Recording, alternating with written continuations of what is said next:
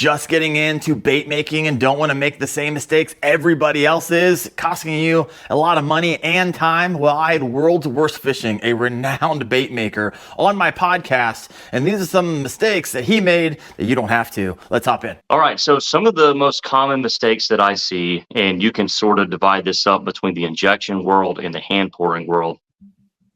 A lot of the mistakes that I see are not so much the physical injection process. Okay. It's a lot to do with color.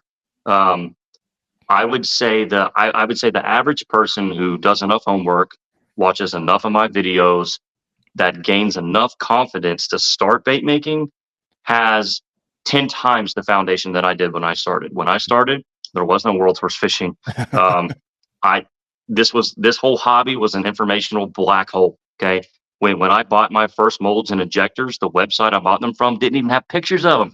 Like I didn't even know what I was buying. So for example, this is your standard single color injector. Okay. Yeah. And basically this is just a giant aluminum syringe.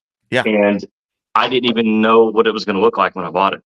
And so I would say the average person now has the tools and the knowledge and the I won't say disposal. I guess the access to information that they're not starting completely in the dark. Okay. So a lot of the mistakes that I made, people aren't making anymore because they are so much better informed. There's so many resources now available from my channel, from Facebook groups, even old school forums. Sure.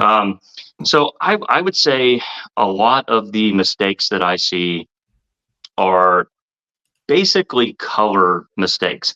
Everybody wants to dump a ton of color and a ton of glitter in there, and they're just oversaturating everything, and their worm comes out looking like a crayon. It doesn't have any vibe.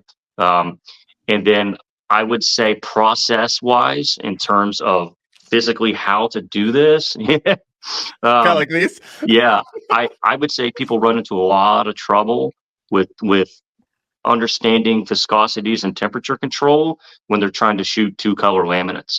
Laminates are very difficult, I'll say. And to really master it, you have to learn each mold.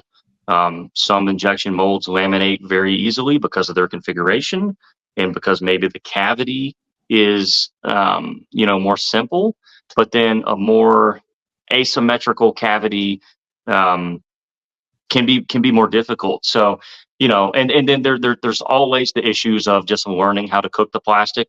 A lot of people will make the rookie mistake of not mixing their raw plastisol enough, or not cooking it properly. So what people have to realize is whenever you are cooking a Pyrex cup full of plastic, whether it's the little cup or the big cup, right?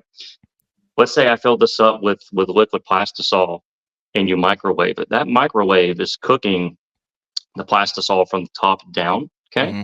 So whenever I take that plastic out of the microwave, the bottom contents of the cup are going to be less cooked than the top.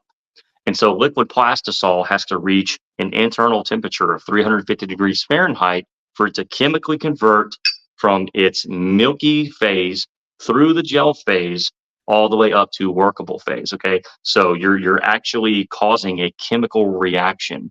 And because of that, we have to pay excise tax. But however, Really? what you're doing is you're actually chemically converting a polyvinyl chloride compound.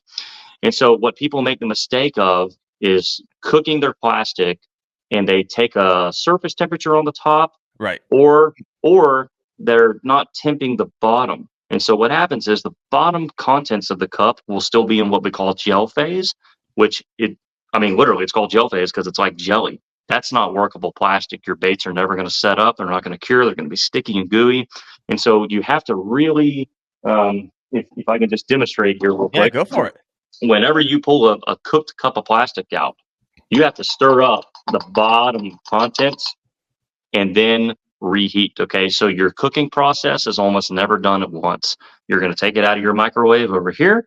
You're going to stir up the plastic really well. The idea being to get the uncooked contents stirred into the plastic. Okay, that way you're now cooking the entire contents of the cup more effectively and more evenly. And then that way your plastisol works. So I would say people don't prepare their plastic correctly, which can start with the initial mixing of the material and then the cooking. I think cooking the plastic and understanding how it has to convert is where people go wrong in terms of process. In terms of color. Well, real quick, before we hop Yeah. over to color, I got a couple questions here. So what are the increments that you typically will throw in the microwave? Because everyone's like, oh, I got to get this thing up the temp. Right. I'm just going to go straight 4 minutes without mixing it. And then you end up, what happens if you do that? And second question, what happens if you don't, you said it doesn't set up correctly. What does that mean? Like when you're pouring your baits, like what will your end result be? So, for example, this is the 1 cup size Pyrex cup. Okay. Yep. Now there are different size Pyrex cups and they all require different cook times in your microwave. Okay. And so your cook time depends on the size of the cup, the wattage of your microwave, and the diameter of the plastic. So even the different plastics that we have, you just kind of have to practice. You have to learn how long to cook something. So I know just from my personal experience, if I fill up this cup all the way to the 1 cup line, this microwave right here being 700 watts, I need exactly 2 minutes and 30 seconds. You got it dialed in, man. Yep. And that will cook the plastic clear all the way to about this line. Okay. The remaining contents down here are still going to be a little bit milky. And that's that gel phase. It's not through gel phase. Okay. So I will then take it out of the microwave, stir up that bottom a little bit. Okay. And then I'll reheat for 25 to 30 seconds. After that, my plastic is done. Now, however, if I'm cooking a bigger size cup, let me try to find a bigger size cup. All right, so here's the bigger size cup. This one is 2 measuring cups worth of volume. Okay. This one full, I need 4 minutes and 30 seconds. Okay. And that's going to give me the same result. I'm not going to overcook it. I'm not going to burn it. I'm actually slightly undercooking it. That way, I'm not degrading the resins. Okay, so when you overcook plastic, you're actually hurting the plastisol's integrity. Okay, what you never want to do is basically overcook it, because then your resin will turn yellow and you'll get discoloration. And so all of my cook times are actually designed to undercook it slightly. Okay, and then I will stir up the bottom of the contents. Okay. And then do that little slow incremental reheat to where everything is now cooked. Okay. Then you can obviously take your internal temperature probe, sort of like a meat probe, like you're cooking, chicken, and just make sure that the very bottom is reading 350. Because if the bottom's 350, the rest of it's 350. And then you will not have problems. Whether you're hand pouring or injecting, that is fully chemically converted plastic, and it will set up. It will not be tacky. It will not be gooey. It will not be runny. And you're going to get the correct firmness and action out of the bait. What happens is if you don't mix the plastic enough, right before you cook it, now your plasticizer to resin ratio is off, and your plastic's not going to be the correct firmness. Okay.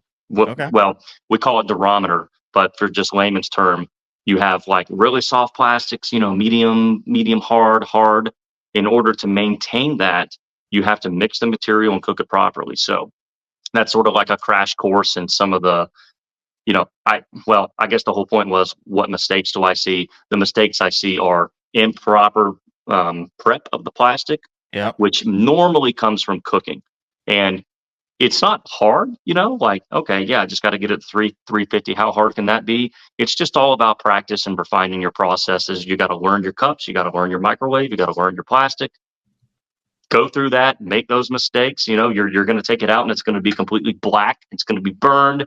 You're going to make those mistakes, but that's okay, because that has to happen in order for you to refine your process. And then comes, the issue of color. And color is subjective, but there are some pretty fundamental mistakes that a lot of rookies and new bait makers make, and they're just putting way too much color, way too much glitter in there, and they're actually not getting the most out of their colors. Hey guys, hopefully that was helpful for you. Now, this small segment I pulled from that full-length podcast. If you're interested in watching the entire thing, you can check that video out right there. Thanks for watching, guys. See you.